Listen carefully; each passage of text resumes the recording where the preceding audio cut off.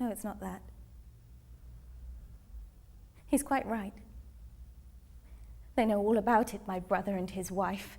They paid a penny for it at the church door. You can get anything there for a penny in black and white, and no one to see that you've paid. Just take it, there you've got it. All in one word. One little, flat, deadly word that covers a lifetime. Living in sin. Not just doing wrong as I did when I went to America, doing wrong, knowing it's wrong, stopping doing it, forgetting it. No, that's not what he means at all. That's not his penny's worth. He means exactly as it says, living in sin, every minute of every hour of every day, year in, year out, never changing, like some idiot child carefully nursed and guarded from the world. Poor Julia, they say. She can't go out. She's got to look after her little sin. Pity it ever lived, they say, but it's so strong. Children like that always are. And she's so good to it. And all those years I tried to be a good wife. And the cigar smoke. Trying to bear his child. Being torn up from the inside by something already dead. And putting it away. Forgetting it. And finding you. These past 2 years with you.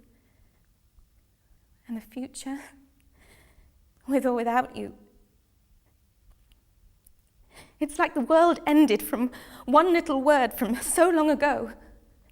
From Nanny Hawking stitching by the hearth, and Cordelia and I in Mummy's room with a catechism before lunch, and on Sundays, Mummy going to church carrying my sin, bowed down to it.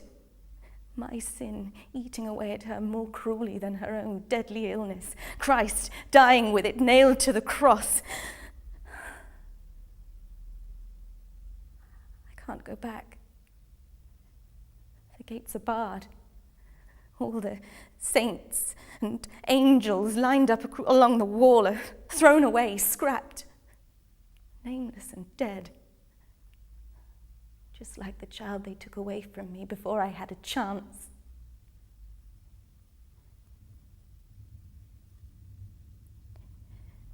Well, my brother certainly is one for dropping bombshells.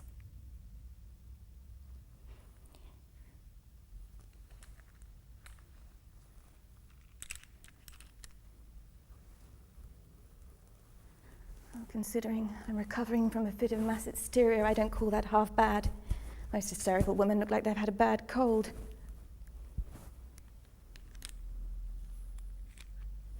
I'm sorry for that appalling scene, Charles. I can't explain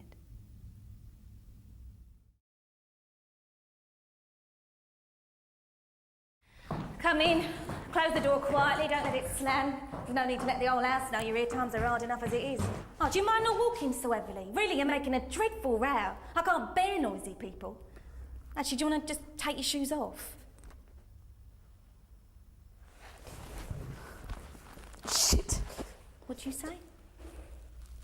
I didn't say anything. I heard you curse. My lace broke. That's no excuse. What did I say? Look, I'm sorry, it's just something in my personality, that's all. Sorry. It's quite all right. Just something in my nature. You got a cigarette? No. Oh, very fond of a smoke. After dinner with a glass of wine or before dinner with a glass of sherry? You look as if you've had a night out. Been anywhere nice? Quite nice. What do you do? I work in film. Really? What do you do? I'm an assistant director. How funny. I used to be a continuity girl and now gave it all up. What a pity. Yeah, I'm beginning to think you're right. I mean, you meet such a high class of people, but now, of course, you say that you're an assistant director. I mean, I can see what you mean. I mean, you looked a bit washed out, perhaps, but there's no mistake in the fact that you had breeding. I'm very particular, you see. I do like a certain degree of refinement. You do see my point. I mean, some men I couldn't possibly entertain, not even if I was starving. God, it reminds me, I saw the most ghastly fight the other night. Really, I don't know how men can be so bestial. It's hardly much fun for women, I could tell you. What are you laughing at? Nothing. It's not in the least funny. Are you sure you haven't got a cigarette? No. I'm sure I must do then, somewhere. Oh yeah, here we are. I have to hide him. The woman who comes in to do my room, she's incredibly light-fingered. I don't know why she bothers coming in at all. All she does is spy on me. Yeah, it's a dreadful neighbourhood. Full of people with no class at all. Do you know what people have told me, though? They told me you could do anything.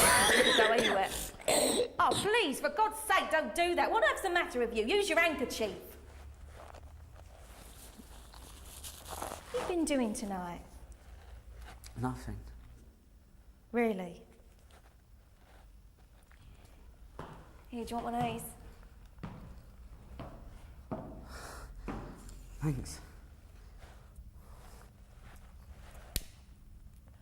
I mean, I'm no different from many other girls. I mean, these so-called respectable girls, for instance, I mean, I'm sure they're much worse than I am.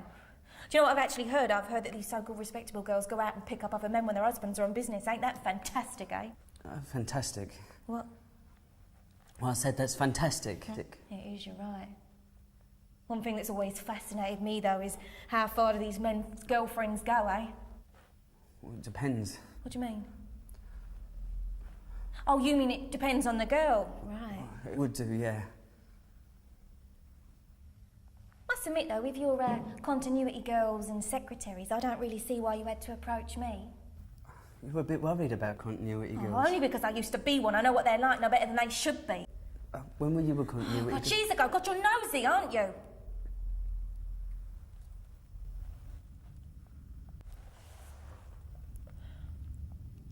Where's your wife? Nowhere. Where do you work? I'm a freelance. What film are you working on at the moment? I'm on holiday. You interest me. You amuse me. You're very young to be what you say you are. I'm a bit of a psychologist, you see, yeah. There's something childish about your face, almost retarded. I do like that word. Of course, I'm not being personal, I'm just being psychological. I mean, I could see you're one for the girls. Don't really see why you had to approach me, really, rather forward of you. All I am is a respectable woman. You couldn't call me anything else. All I do is entertain a few gentlemen of my choice every now and again. I mean, what girl doesn't, eh? I watch what you're... Shut up!